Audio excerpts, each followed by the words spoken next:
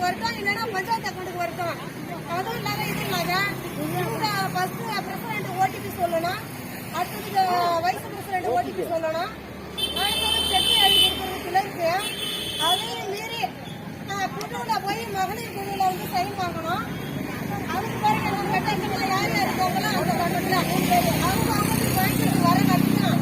கொஞ்சம் பிரசவ வாரத்துல இருப்பாங்க, ஒருத்தர் ஆக்சிடென்ட் கேஸா இருப்பாங்க, ஒருத்தருக்கு வந்து பசியா இருக்கும், ஒருத்தர் வீட்டுல சூழ்நிலை சரியில்லாம இருக்கும். ஒவ்வொரு நிலையிலும் இருப்பாங்க. அவங்க சூழ்நிலை தெரியாத இத்தனை பேரும் சைன் வாங்கி என்னைக்கு நம்ம செக் வரோம் கையெழுத்துவாங்க.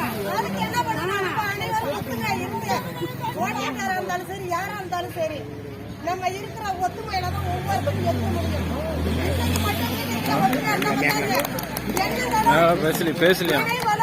ஒரே குடும்பத்தினர் மாதிரி இருக்கணும். பஞ்சாயத்து அக்கௌண்ட்டுக்கு வரட்டும், இல்லைன்னா அவங்கவுங்க அக்கௌண்ட்டுக்கு வரட்டும். எல்லா அக்கௌண்ட் வச்சிருக்காங்க, யாரும் அக்கௌண்ட் இல்லாம இல்ல இப்போதைக்கு. அத போல வரட்டும்.